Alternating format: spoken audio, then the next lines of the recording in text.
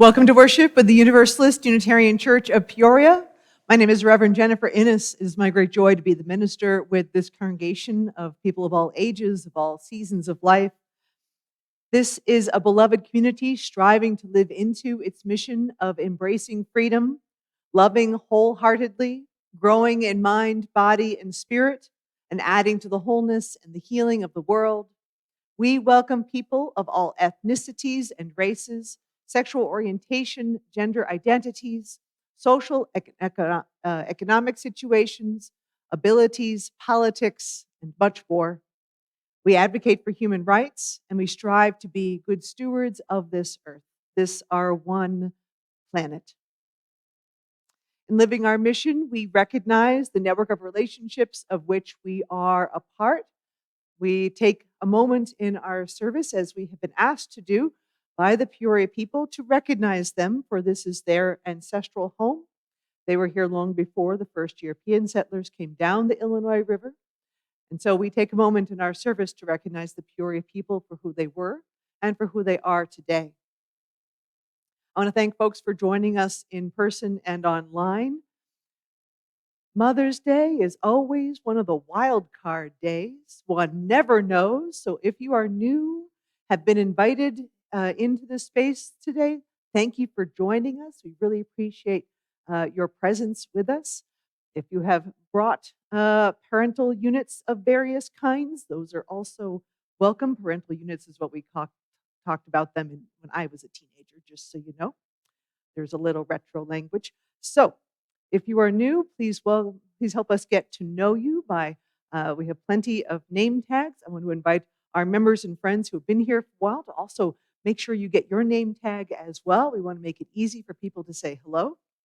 And you're welcome to ask all the questions. We might not have all the answers, but we welcome all the questions. I want to invite folks to stay for coffee and conversation after the service in Fellowship Hall if you're with us in person. But also please join for the conversation that will be on Zoom as well. I have a few notes for today. First, after service today is our annual jewelry exchange. Nancy Taylor has been so kind as to gather some pieces and bring them out. There's a beautiful table in Fellowship Hall. And this is something that people are welcome to do at various times, or bring in some jewelry and for the jewelry exchange, and kind of maybe find something that catches your eye, make a little donation, and it's kind of fun. It's a good upcycling kind of thing. Also, I want to invite folks that Friday night is game night. Our third Friday is game night. And in this case, we'll be outside, assuming good weather. We'll be outside on the green. And there'll be hot dogs, I think s'mores, I think, the usual outdoor kinds of fun food. And all are welcome.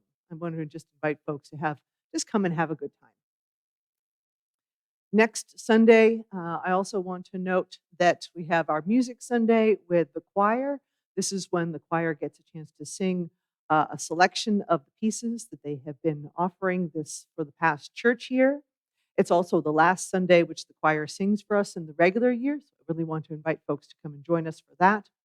And after service, next Sunday is the annual salad lunch hosted by our caring committee.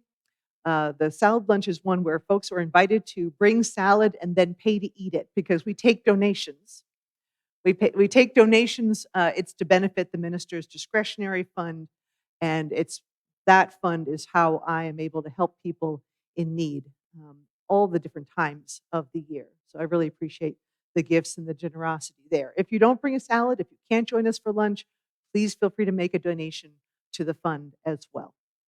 And I will also offer a note, salad has a range of meaning. I think there's sometimes when a pizza qualified as salad.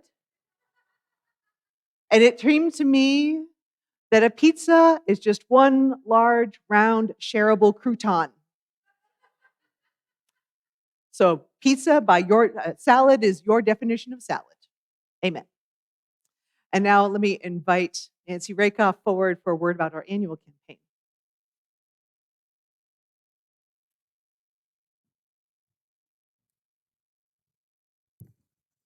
Thank you, Reverend Jennifer. I usually see Galen up here, but he's kind of under the weather today, so you've stuck with me. And first of all, happy Mother's Day to all of you who serve in a mother's role in somebody's life. Thank you all for all the people that have pledged already. It's wonderful. We're not quite there yet, but we are having a very successful pledge campaign. We have raised more pledges and more funds than we had at this time last year. So today is the day we're going to celebrate one of our thresholds, pie. Well, pie we thought was so clever, $314,159, but sometimes your plans kind of get changed.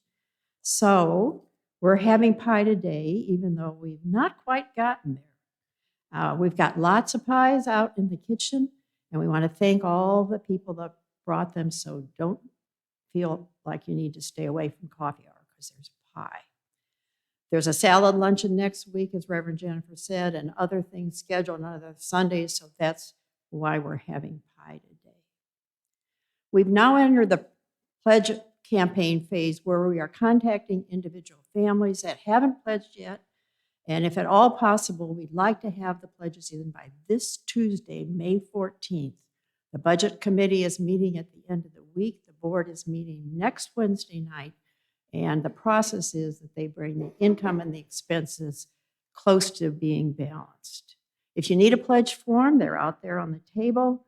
If you have any questions, there's a lot of us with these big, ridiculous name tags. You can ask. If you want to meet privately, we could meet in the RE meeting room this morning after church. And if you haven't pledged before or you skipped this last year, this is a great year to start because you can have your pledge matched dollar for dollar. It's a very generous match fund. And 6 families have already taken advantage of that. Thank you to everyone who's already pledged and brought pies. And we're thankful for the collective generosity of this church. I would like to introduce Mitzi Nitchie, our good friend, who's a great listener. But today we're going to listen to her.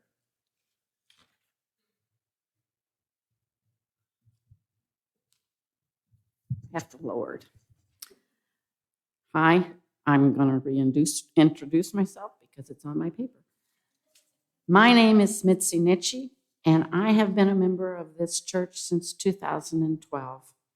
My husband Ray and I were first introduced to the UU church years ago when my daughter Amy was married in the old church on Hamilton Street. We continued to hear about this church from Amy for years before we moved here in 2011. We had never attended a church while raising our children. We chose instead to raise them without a church home. We tried to instill in them the acceptance of others with differing ideas and values. We wanted them to learn to value everyone for who they were and the good that those individuals could offer. After we finally moved here and settled in 2011, Amy invited us to this church. We came, we saw, and this church conquered.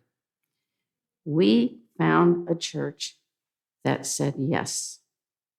Our church is a place that embraces folks who have questions such as those about our environment, world peace, liberty, and justice, and the responsible search for truth and meaning.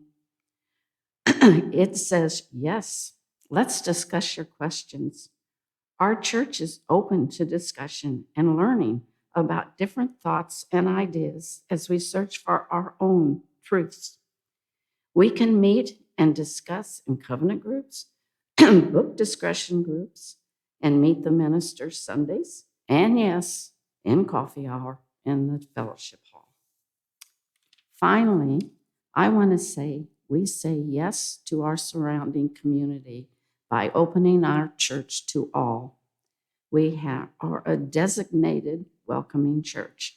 And for me, that means we welcome all, no matter race or gender or religious affiliation. We say yes. Come join us.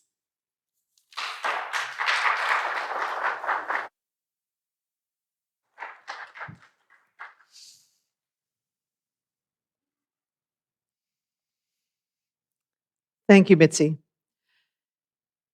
And yes, I'm so glad we get to have pie today because we're so close we can taste it. Yes. That was me making that joke. You're welcome.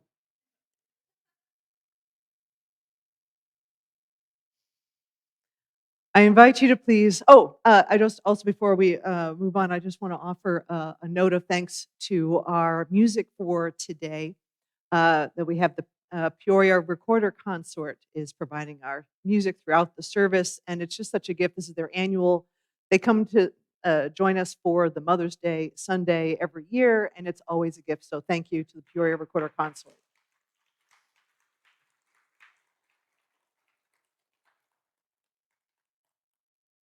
And thank you to Kathy McNeil for offering our hymns today as well. And now we're going to turn to our first hymn, number 188 in the hymnal and on the screen. Please rise and body your spirit. We will be singing this through a couple times together, and then we'll sing it through in around just 2 parts. It's an easy one, I promise you. Just follow me.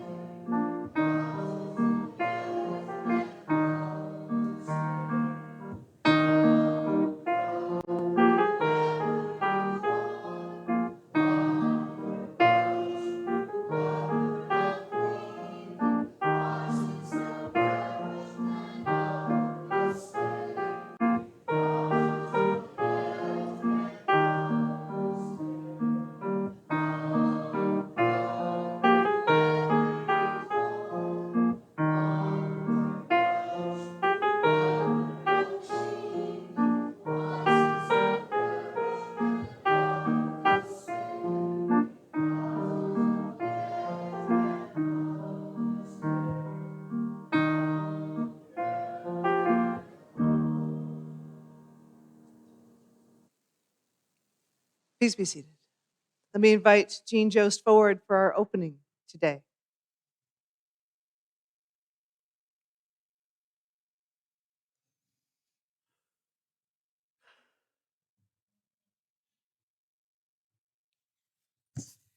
Good morning and happy Mother's Day.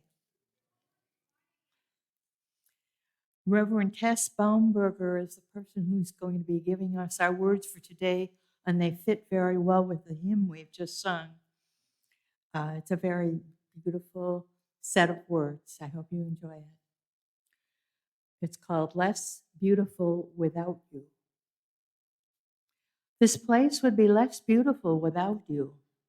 Muslim, Christian, Buddhist, Jew, Hindu, humanist, and earth-centered too. This place would be less beautiful without you, your heart honed by hardship, grief, illness, seeking solace and comfort here among us.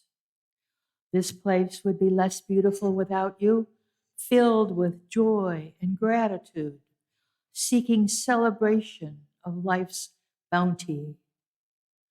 This place would be less beautiful without you, curious, inquisitive, asking questions, seeking transformations emerging from within.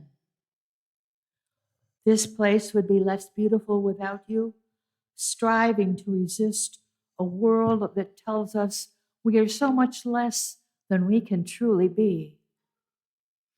This place would be less beautiful without each of us, born here in this morning to seek heaven's fire in each other's souls, our own flames rising to meet.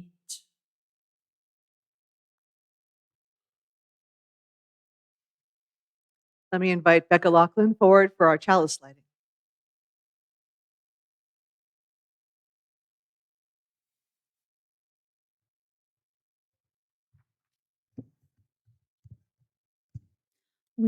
Mother's Day by Claudine Olivia. We light this chalice for mothers and mothering, to celebrate those who have taken on the task of nurturing a young one, baby, child, or youth into adulthood, to celebrate those who have nourished the light of truth and compassion in growing minds and hearts, to celebrate those who have committed time, money, and energy to the growth of others in this world. We light this chalice to celebrate and hold dear this flame of love.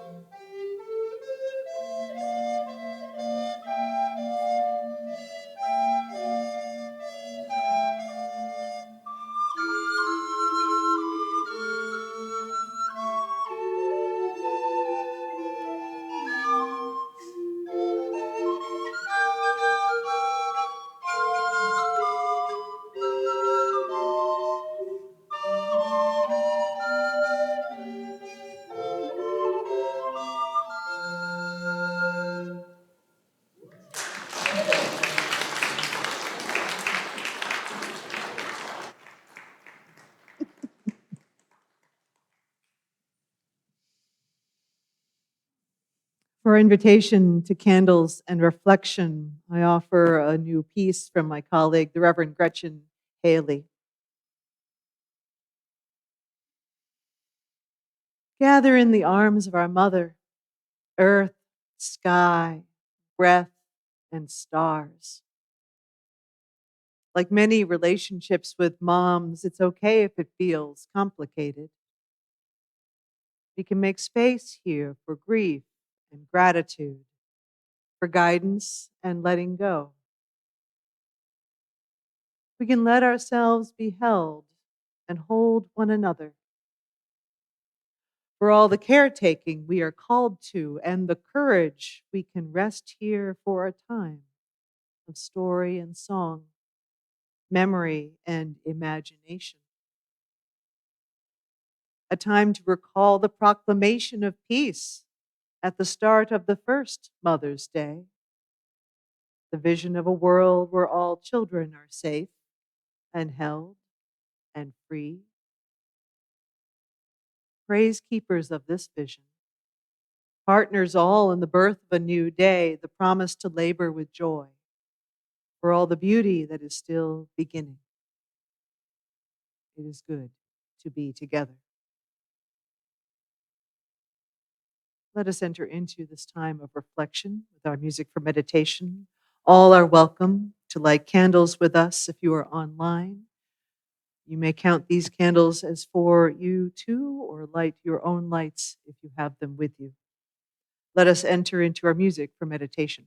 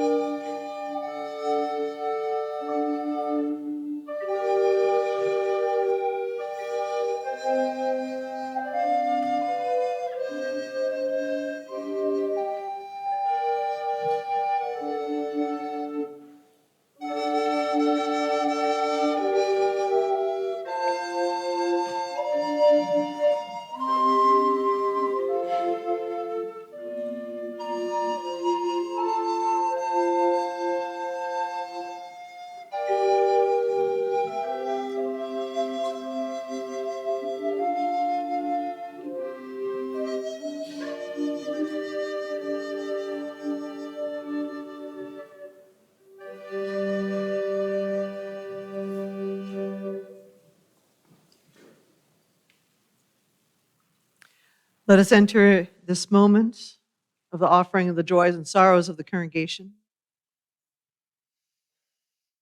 I want to offer a joy from yesterday. Some of you knew, some of you may not have known that we had a whole bunch of heavy metal bands in the church yesterday. No, really, like 8 in succession, not all at once. We were able to say yes to a last-minute request for a venue. This was a fundraiser by local promoters to benefit families displaced in the war in Gaza.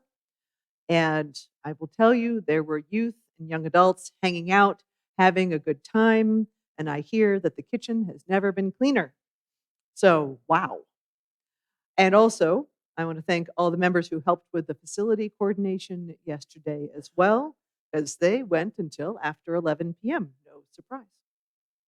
So it was a joy to be able to help and to be able to say yes. And it was lovely to see the whole church kind of the church and the parking lot overrun with lots of different young people. This was great. I want to turn to sorrow.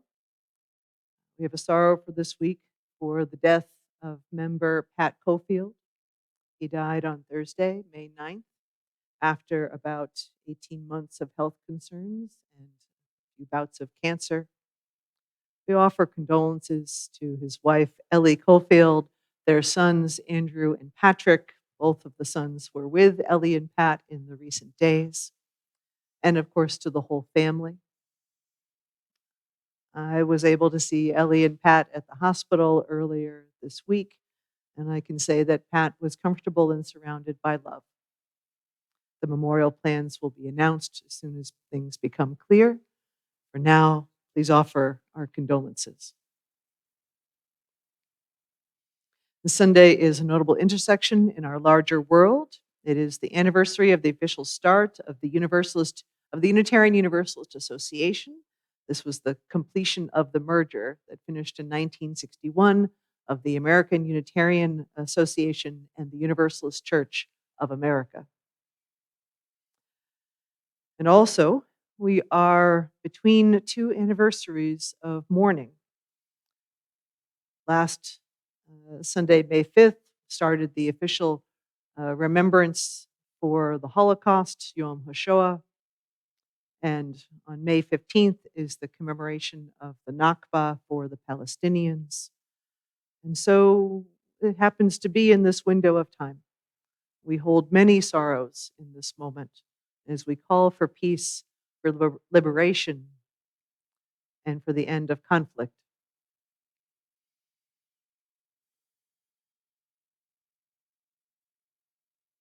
We pause for one more moment of shared quiet. I invite us to breathe in this time, the one moment that is truly with us. Let us enter into this quiet and breathe together.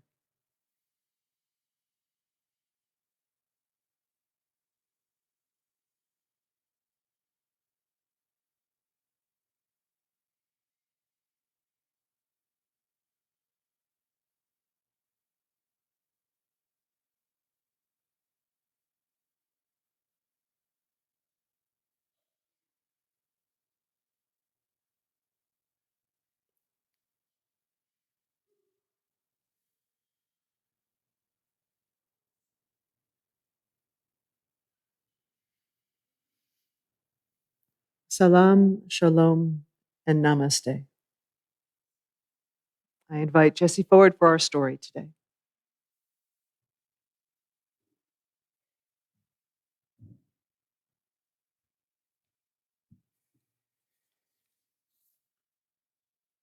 Good morning. So, in our church, we have many, many sources. I bet you've noticed these golden flags up here. As a matter of fact, most folks who come to our church for a visit or for the first time, they notice those flags because they're pretty different than things that you see at other churches. There's so many of them. And they're all so different.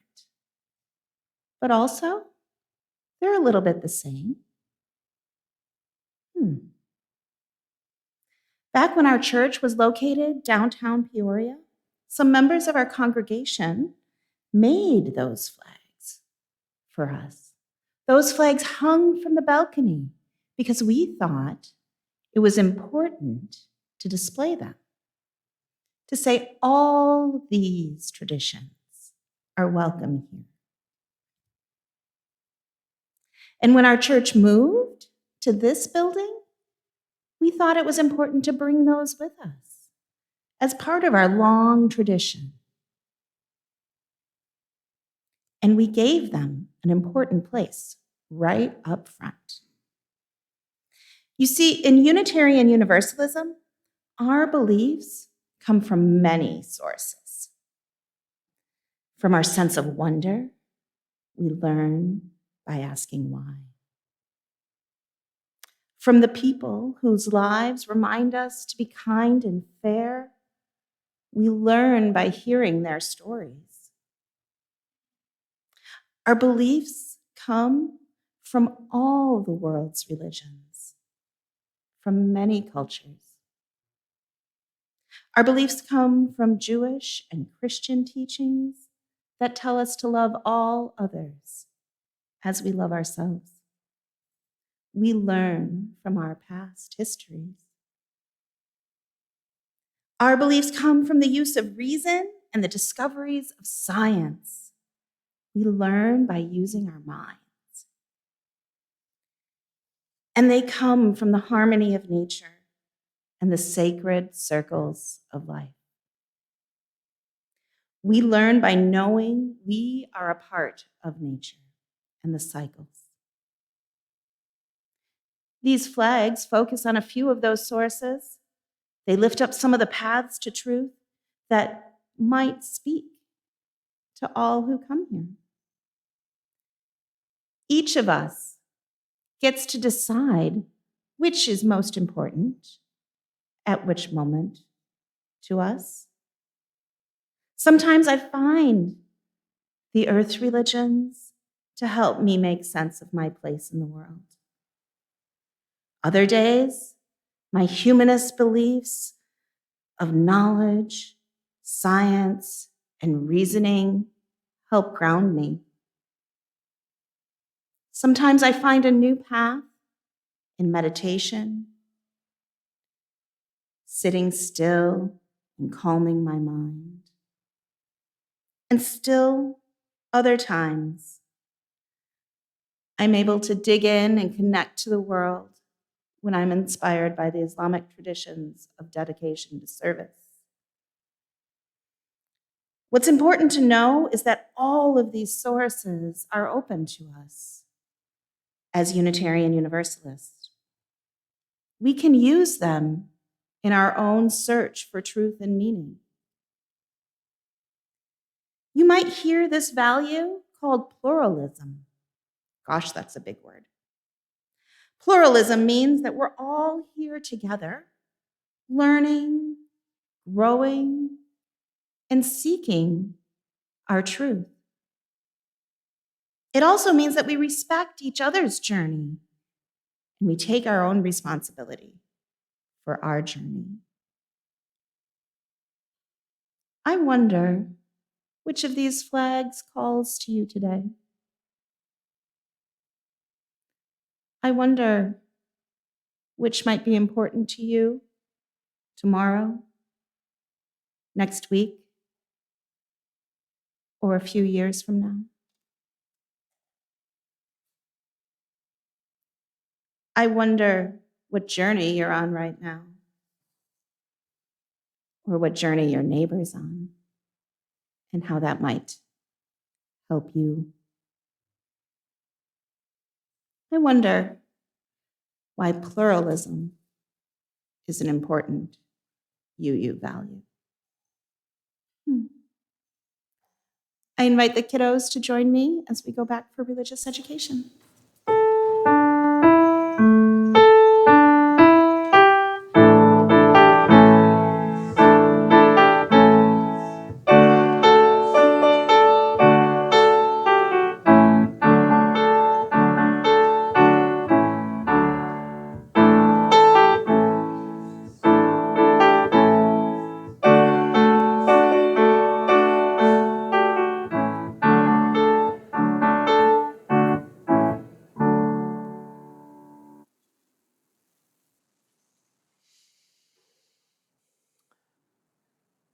We are now come to the time where we make an intentional financial gift for the congregation for its continued good works. Helps us say yes to pie all the time, all the time. And we also put a share of our gifts into the world with our Share the Plate program. Each month, we take a collection for a designated recipient.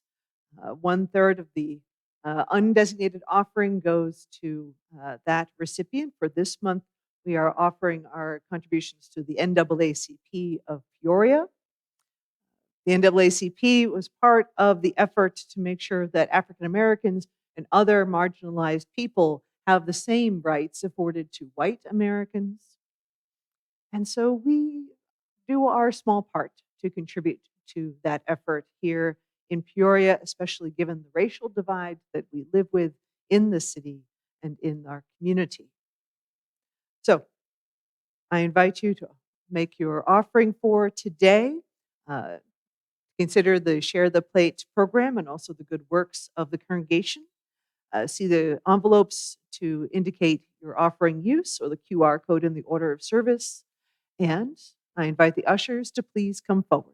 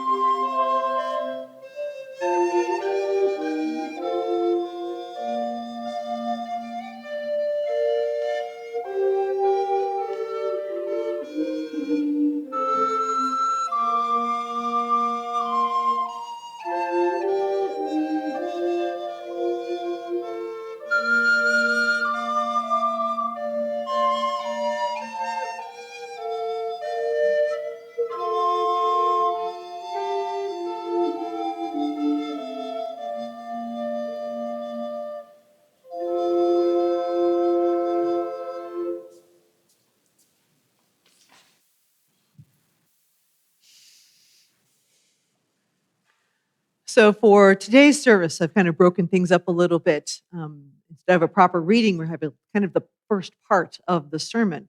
So what I would like to begin with is an exploration of the congregation's kind of how does this congregation show up when talking about personal beliefs around spiritual, philosophical, religious, ethical, and so on. Influences what informs us. And so I begin with, actually going to go a little bit in the Wayback Machine, back in time, to when the Ministerial Search Committee created a survey for the congregation in 2019. Yes, there was a 2019. Just pause and marvel at that for a moment. Yes.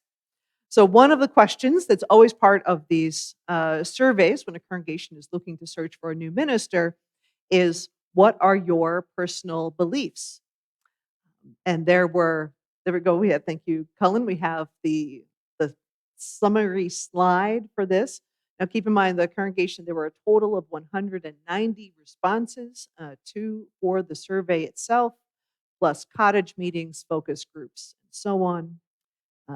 And so this was a profile of the congregation at that time. Far and away, the one in the lead was spiritual, but not religious, and then followed a bit by humanism, agnosticism, Christianity, atheism, and so on and so forth. I love the not sure category. That's always important. But we had earth-based traditions. We had various and sundry Eastern Asian traditions, pagan and Judaism and Hinduism, and so on. And also Native American, transcendentalism, theism, Islam, and many more. So this is, I'm going to say, pretty typical in my experience of working with congregations, Unitarian Universalist congregations across the country. When they do the survey and they show up, this is very common to have something along these lines. This kind of range, these kind of weights, if you will. I think sometimes transcendentalism gets a little bit more over into the upper category, but that can easily count in the spiritual but not religious as well. So lots of intersections in there. So I want to offer, so part of the purpose of this, what I always appreciate about this kind of profile is to say how much, just by itself, in this one question, how much we contain multitudes.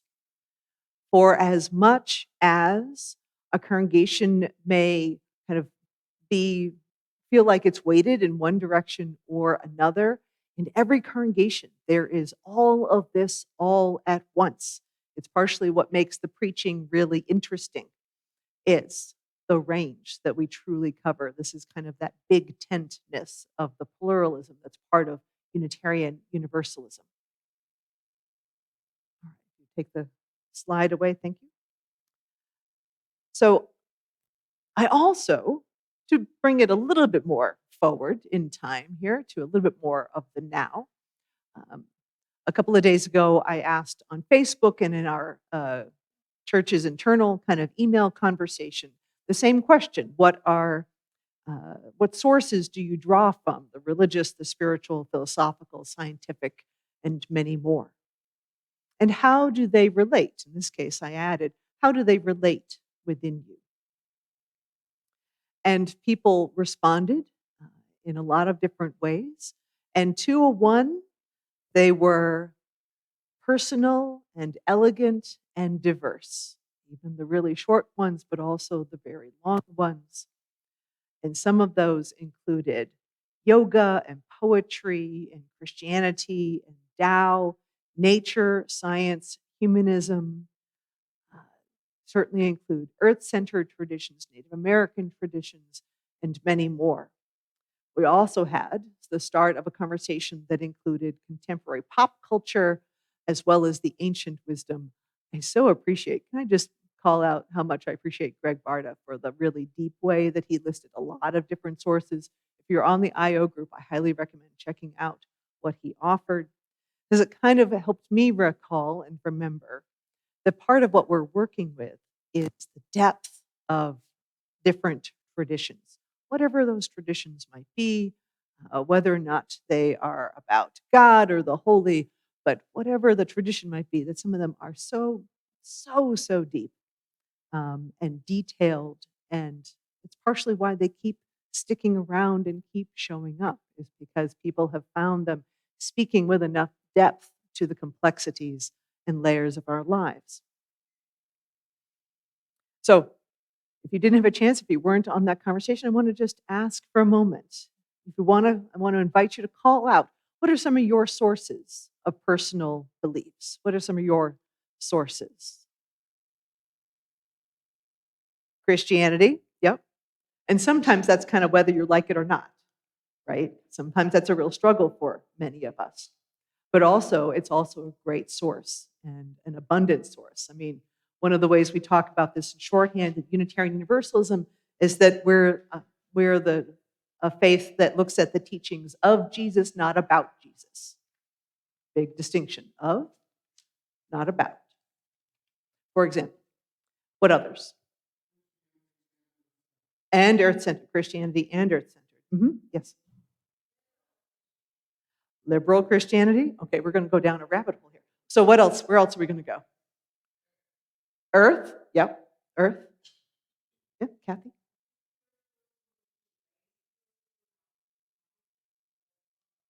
The spiritualism that you were raised with, that you've held on to. Yeah. What's come with you? Yeah. Humanism. Oh yeah. Logic. History. Yep. You know, I've some of you have heard me mention that the congregation which I grew up in, Worcester, Massachusetts, the UU congregation, had a number of the faculty from the Worcester Polytech Institute, and I always was intrigued to see what engineering equations had been written on the orders of service after Sunday. Think about sacred text. I love it. I love it. Right. So I want to invite you to keep thinking about that.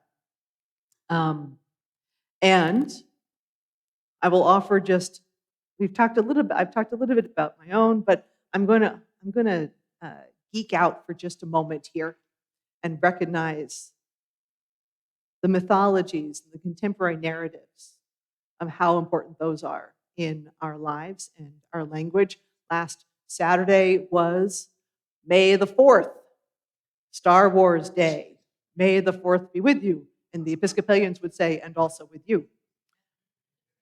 So, and I will say that was probably my earliest religious experience, spiritual experience at the very least, when my grandparents took me to it in the theater, and I was probably scarcely 5 years old. But the Force made a big impression on me. And the lightsabers and all of the things, yes. You know, we also are a house that goes with the narratives of Star Trek as well, the humanism of that, the diversity, infinite diversity and infinite combinations, as the Vulcans would say, live long and prosper. How many of those narratives kind of overlap and show up and are able to comment on our current lives? And finally, for the last bit of geeking out, the stole. If you are a fan of classic Doctor Who, it started in 1963 and was also an opportunity to show diversity and exploration and curiosity and science. That the fourth Doctor, portrayed by Tom Baker, was notable for his accessory of the 17-foot-long scarf in this pattern. It's not 17 feet, but it is Doctor Who. So I want to invite us into taking a moment to think about all of these sources, and many more that have come with us. And I want to invite us to do that with a little bit of breath as well. We're going to take a brief moment to sing. Please rise in body or spirit and join me in singing number 123, Spirit of Life. Twice, just twice.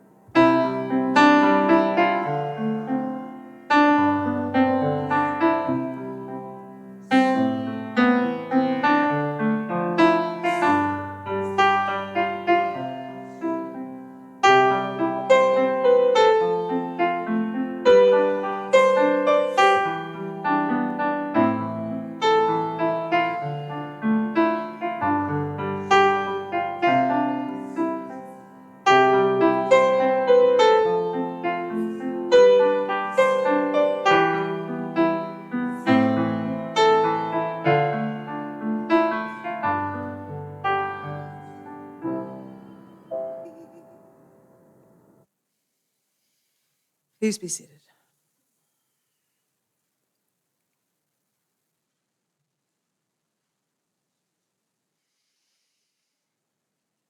I think when any conversation about religious traditions, I have to acknowledge how much our beliefs as human beings are the source of so much beauty and motivation, enrichment, expansion, and drawing us into life. And our beliefs as human beings are the source of so much ugliness, hostility, justification, rationalities for power, and death. Both things are true at the same time, along with everything in between.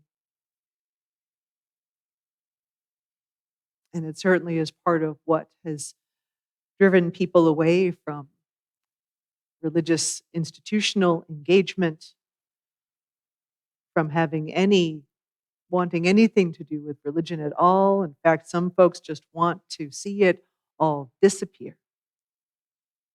And I think that's important to name.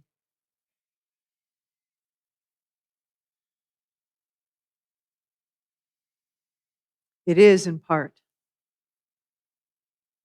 of the recognition of our human experience and our human lives to realize how much we contain so much within each of us.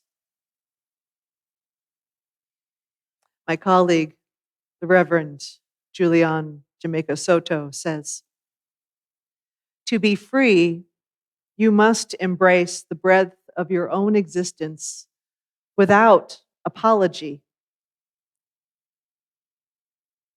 But to actually be free," they say, "you must know and you must fight for the entire universes inside everyone else." I'll say that again. To be free, you must embrace the breadth of your own existence without apology. But to actually be free, you must know and you must fight for the entire universes inside everyone else.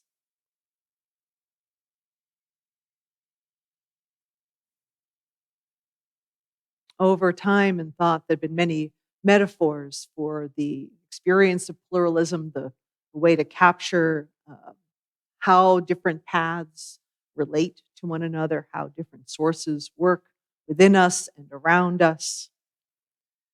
I appreciate the one articulated by Reverend Scotty McLennan in his book, Finding Your Religion. He describes that as many paths going up the same mountain. Sometimes those paths might be a little vertical, sometimes they're walks in the woods, so you find a field to dwell in, and so on. For cultural reference, if you really like the little details, Scotty McLennan is the model for the minister in the long-running comic Doonesbury. In case anybody wondered about whether there was a true separation between secular and sacred, there is not. But I so appreciate the metaphor, the call to the universes from my colleague, Reverend Soto. That image of the universes. I think that is one I have been entranced by networks and webs and interconnection in recent years. And so for this moment, for this time in talking about pluralism, which is in itself a vast topic, I offer the metaphor of a web of galaxies, all intersecting. We talk about the interdependent web of existence of which we are a part. I want to invite you to think of it as that you have your own galaxy, that you are your own, and that we are part of a deep connected relationship with one another, cosmologically concentrated on the scale of the individual, and that we are part of the vastness of the whole as well.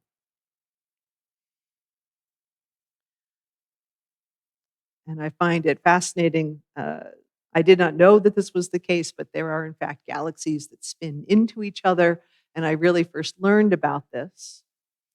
Here's another piece of trivia that it was two scientists from the University of Alabama in Tuscaloosa who found two galaxies spinning into each other, in fact.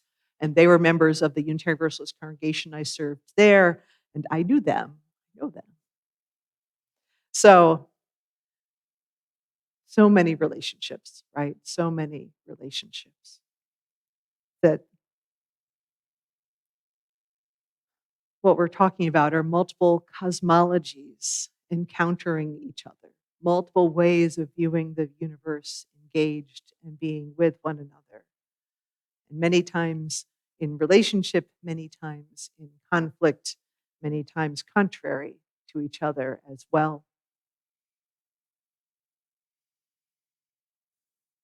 And we bring this in, we bring all the wealth of these sources into our Unitarian Universalist conversation because we recognize them as one of many ways to understand our own structures of tradition and reason and experience that are essential in any faith tradition. How do we know what is true? How do we measure what is true? We might have a source in front of us and then say, where is the tradition in that? How do we apply reason? How do we judge our own experience of it? Again, networks upon networks upon networks. And it's why it's so important as we're going through these experiences to do so with care, with mindfulness, with curiosity versus assuming we know what we know. And within our multitudes, I also want to recognize how much folks can find a relief in Unitarian Universalism to be part of a community of seekers and not feel pressured to be any one tradition either. Not feel pressured to be Christian, not feel pressured to be any particular tradition. But some of our folks also come into Unitarian Universalism and want a real minimal encounter with religious language. I find this always interesting to sort out. It's a religion, but we don't want the religious. All right, clearly there's a conversation to be had because prayer and worship and soul and all those kind of pieces of language don't speak to them. They don't speak to some of us in the room and online and are part of the congregation. I grew up in a congregation that was minimally worked with that language in many ways. They kind of kept it at arm's length, even while we sang hymns from the blue hymnal that included God enthusiastically. It contained multitudes, right? So there's some real language that's going to show up in the course of our lives together that some people are just going to say, it stops them cold and turns them right off. We know that too. And if that's the case for you, I'm always happy to have that conversation. What is it that truly doesn't work? Knowing that you're going to explore all the language we can. The task of religious pluralism, I think, one is nurturing that galaxy within us, to offer respect and be curious about others. And it models the diversity and openness and a willingness to wrestle,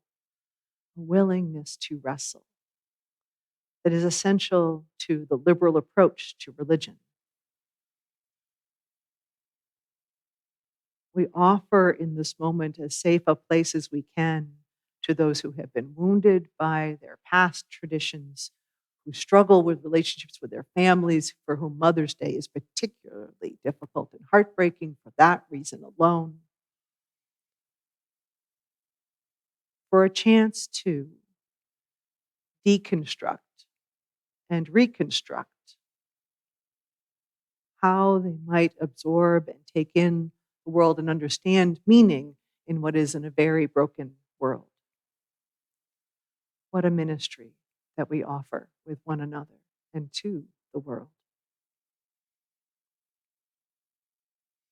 And that we can do so, that we do so with such an abundance of resources.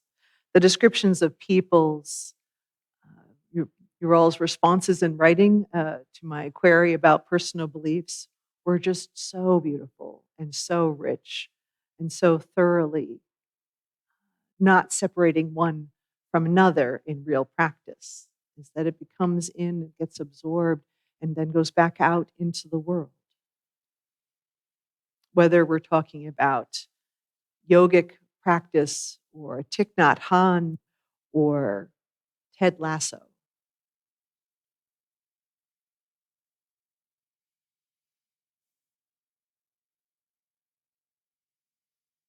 As a denomination, we're also shifting into, let me close with, as a denomination, we're also shifting into an acknowledgement of how the relationships between sources are many and varied and have a lot with each other.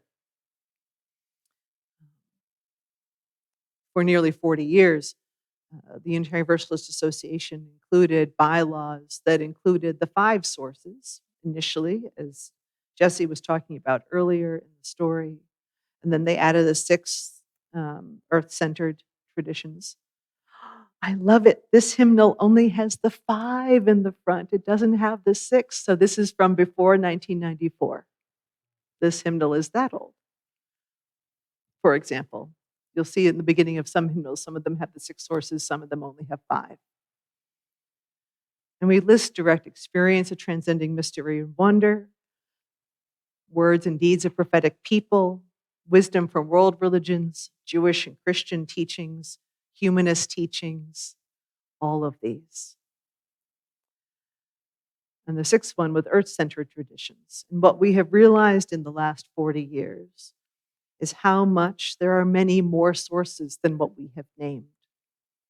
So part of what we're doing this year in Unitarian Universalism is asking folks for a final vote on the shift of language into talking about values and a new articulation of vision, a new articulation of mission. It keeps a lot of the direct language from what we have been working with for 40 years, and it gives it a little bit of more purpose and more oomph and more relationship. And it also says we draw from many sources, and we are drawing from many more than we can possibly know will even show up. We get to have the final vote on that language in June as a whole denomination, committing to a new articulation of commitment to action, of integration across spheres, and still retaining respect for the interdependent web, dignity and worth of all people, and the care of the earth.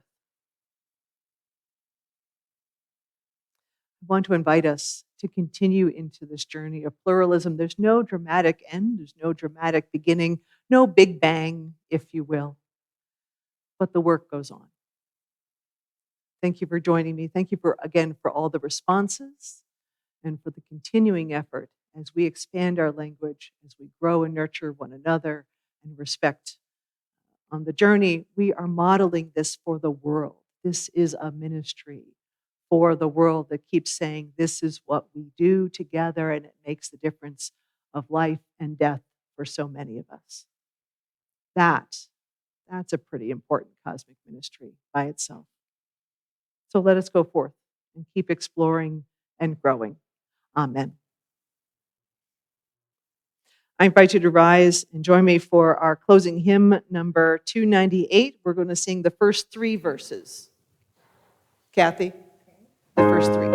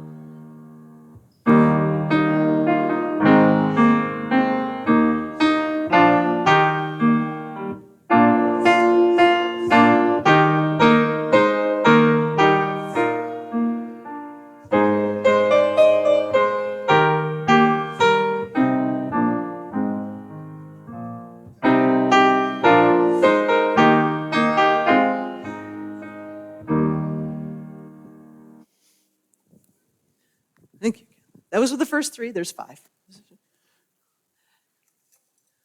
It is our work shared with each other in covenant that creates and sustains this beloved community. We extinguish this chalice, but its light lives on the directions we chose today in our hearts and our minds, our bodies and our spirits.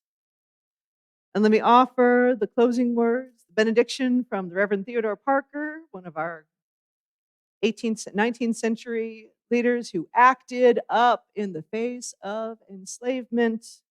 And he says, "The hours of religion, which like sunshine goes everywhere, its temple all space, its shrine the good heart, its creed all truth, its ritual works of love, its profession of faith, divine living." Our worship is ended. Let our service begin.